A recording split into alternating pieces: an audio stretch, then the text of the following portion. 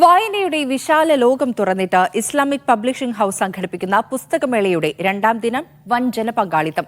മധ്യകേരളത്തിലെ മുസ്ലിം മുന്നേറ്റങ്ങൾ എന്ന പേരിൽ പുസ്തകമേളയുടെ ഭാഗമായി നടന്ന സെമിനാറിൽ അലിയാർ ഖാസിമി അടക്കമുള്ളവർ പ്രസംഗിച്ചു. എറണാകുളം ടൗൺ ഹാളിൽ നടക്കുന്ന പുസ്തകമേളയും സമ്മേളനവും 14-ന് അവസാനിക്കും. ജനപങ്കാളിത്തം കൊണ്ട് സജീവമായിരുന്നു പുസ്തകമേളയുടെ രണ്ടാം ദിനം. വായനയും സംവാദങ്ങളും മത്സരങ്ങളുമായി പുസ്തകമേളയും സമ്മേളനവും പുരോഗമിക്കുകയാണ്. പുസ്തകമേളയുടെ ഭാഗമായി മധ്യകേരളത്തിലെ മുസ്ലിം മുന്നേറ്റങ്ങൾ എന്ന വിഷയത്തിൽ പ്രമുഖരെ പങ്കെടുപ്പിച്ചുള്ള സെമിനാറും നടന്നു. പ്രമുഖ മുസ്ലിം പണ്ഡിതൻ അലിയാർ ഖാസിമി അടക്കമുള്ളവർ സെമിനാറിൽ സംസാരിച്ചു.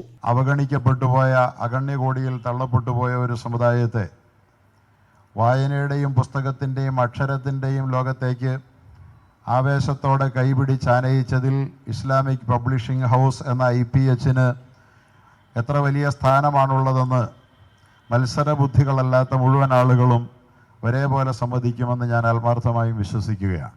പുസ്തകങ്ങൾ നമുക്ക് പുതിയ പുതിയ അറിവുകളുടെ വെളിച്ചത്തിലേക്ക് നമ്മെ കൈപിടിച്ചാനയിക്കും പോലെ പുതിയ പുതിയ ചിന്തകളുടെ വാതിലുകൾ നമുക്ക് മുമ്പിൽ തുറന്നിട്ടുകൊണ്ടുള്ള ചർച്ചകൾക്ക് കൂടി IPH വേദിയൊരുക്കുന്നു എന്നുള്ളത് തീർച്ചയായിട്ടും അവരുടെ ഇതപര്യന്തമുള്ള ലക്ഷ്യങ്ങളോട് ഒരുപാട് സാധർമ്മ്യപ്പെടുന്ന ഒരു സമീപനമാണ് എന്നുകൂടി സന്തോഷത്തോടെ സൂചിപ്പിക്കുകയാണ്.